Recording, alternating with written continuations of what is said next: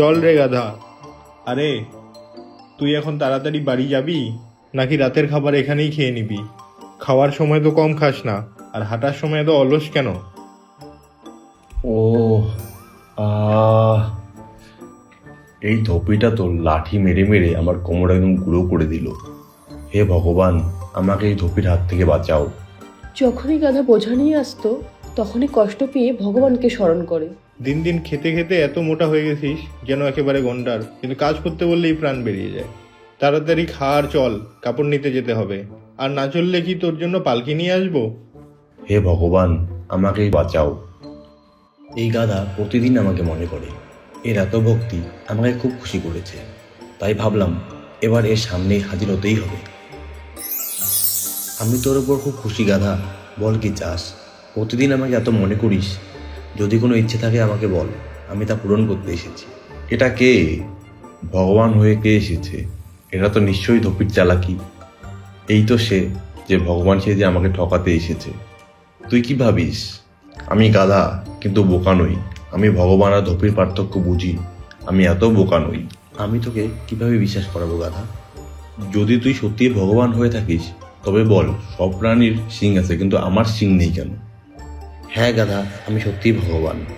তোর শিং আমার কাছেই আছে। এই দেখ, মানে তুই সত্যিই ভগবান? তাহলে বলো ভগবান, সবাই তো আমাকে গাধা মনে করে, তুমিও কি আমাকে গাধা ভাবো? আরে না, তুই তো গাধাদের রাজা। ভগবান, আমি এই পৃথিবীতে আর থাকতে চাই না, আমাকে স্বর্গে নিয়ে চলো। ঠিক আছে, তবে তাই হোক। এখন থেকে তুই এখানে আরামেই থাকবি। তুমি সত্যি আমাকে স্বর্গে এনে দিলে, এখানে আমি অনেক ভালোভাবেই থাকবো। তারপর গাধা খুশি মনে স্বর্গে থাকতে লাগলো। বাগানে নরম ঘাস খেত আর সারাদিন ঘুরে বেড়াতো। একদিন গাধা ঘাস খেতে খেতে ইন্দ্রদেবের বাগানে ঢুকে গেল। এটা কে আমার বাগানে ঢুকে পড়েছে? তুই জানিস না এটা ইন্দ্রদেবের বাগান?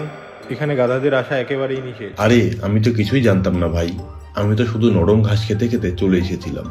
আজ তোকে সতর্ক করে দিলাম, কিন্তু আবার যদি এখানে দেখি তাহলে তোর শাস্তি আছে। যা, এখান থেকে চলে যা। আজ তো সত্যি খারাপ অবস্থা হলো। ভাগ্য ভালো আমাকে ঘাস খেতে দেখেনি। কয়েকদিন পর গাধাকে একা একা বড্ড একঘেয়ে লাগতে লাগলো। একদিন ভগবান তার অবস্থা জানতে এলেন। ভগবান বললেন, কিরে গাধা, দিনরাত তো স্বর্গে আছিস, কিন্তু এত মনমরা কেন? গাধা বলল, ভগবান, আমি এখানে একদম একা। আমার বন্ধুদের খুব মনে পড়ছে। যদি তুমি তাদেরও এখানে এনে দাও তাহলে খুব ভালো হয়। যেমন ইচ্ছে তোর গাধা, আমি তোর বন্ধুদের ডেকে নিয়ে আসছি। এ কথা বলে ভগবান অদৃশ্য হয়ে গেলেন এবং পৃথিবী থেকে কিছু গাধাকে স্বর্গে নিয়ে এলেন। দেখ গাধা, আমি তোর বন্ধুদের নিয়ে এসেছি, এবার তোদের আনন্দে মন ভরে যাবে। গাধা খুব খুশি হলো এবং বন্ধুদের সঙ্গে বাগানে ঘাস খেতে বেরিয়ে গেল। কিছুদিন পর গাধারা একসঙ্গে গান গাইতে লাগলো। তাদের আওয়াজে স্বর্গের শান্তি নষ্ট হয়ে গেল। ভগবান এলেন আর বললেন, তুই কি করছিস গাধা? তোর জন্য স্বর্গের শান্তি নষ্ট হয়ে যাচ্ছে। আমরা গান গাইছি ভগবান, আমাদের গান গাইলে মন ভালো হয়।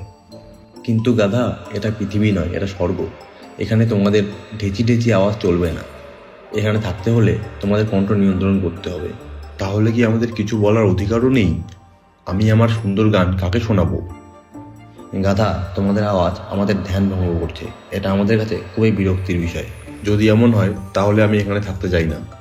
আমাদেরকে আমাদের দুনিয়ায় পাঠিয়ে দাও, সেখানে অন্তত আমরা স্বাধীনভাবে গান গাইতে পারবো।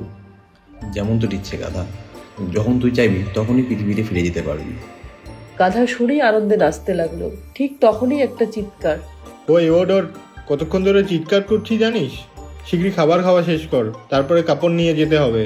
আর হ্যাঁ, আবার ঘুমিয়ে পড়িস না। এ কি, আমি স্বপ্ন দেখছিলাম? স্বপ্নেই হোক, স্বর্গের স্বাদ তো পেলাম, কিন্তু আমার জন্য স্বর্গের চেয়ে এই পৃথিবী প্রিয়। এখন থেকে আমি যাকে খুশি গান শুনিয়ে দেবো।